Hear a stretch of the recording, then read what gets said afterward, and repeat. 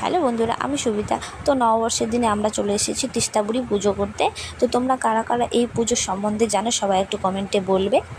তো দেখো, এই ভেলাটি আমার শ্বশুরমশাই বাড়িতে বানিয়ে দিয়েছে, বড় করে সুন্দর করে বানিয়ে দিয়েছে। তো এখানে সব কিছু সাজানো হচ্ছে, প্রসাদ তোসাদ সব কিছুই।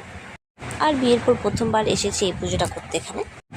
আর বিয়ের আগে মেয়েবেলা যখন আমরা যাইতাম, তখন আমাদের ওইদিকে একটু অন্যরকম ছিল। সবাই নিজে নিজেই ছোটো ছোটো করে ভেলা বানিয়ে নিয়ে আসতো, কিন্তু এখানে একটাই ভেলা সাজানো হয়েছে বড় করে। আর সবাই ওখানে এক জায়গায় প্রসাদ দিতেছে, কিন্তু আমাদের ওইদিকে তখন অন্যরকম ছিল। আর নদীর ওই পাশে তোমরা দেখতে পাচ্ছ, ওইদিকে কিন্তু অন্য গ্রাম থেকে এসেছে। নদীর ওই পাশেরগুলো এসেছে পুজো করতে। তো আমরা এদিকে সবাই নিজের নিজের মতো, যে যার মতো পারছে পুজো দিয়ে দিচ্ছে। তো তোমরা কারা কারা এই পুজোটা নববর্ষের দিন করতে গেছিলে সবাই একটু কমেন্টে বলবে।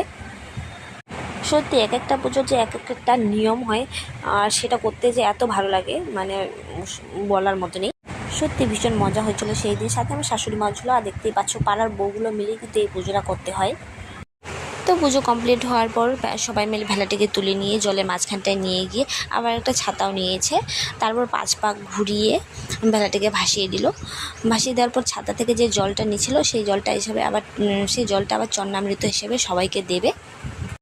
তো তিস্তাবুড়ি পুজো কমপ্লিট হওয়ার পর নদীর পাশে ছিল মায়ের শ্মশানকালী মন্দির, সেখানে গিয়ে সবাই মিলে পুজো করলাম। তো আজকের ভ্লগটি থাকলো এখান থেকেই। আর আমার ভিডিওটি ভালো লাগলে অবশ্যই like, comment, share and subscribe করতে একদম ভুলবেন না।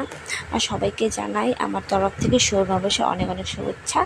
নববর্ষ সবাই ভালো কাটুক। তো ভিডিওটি এখান থেকে থাকলো, সবাই ভালো থাকবেন অবশ্যই। Tata, bye bye.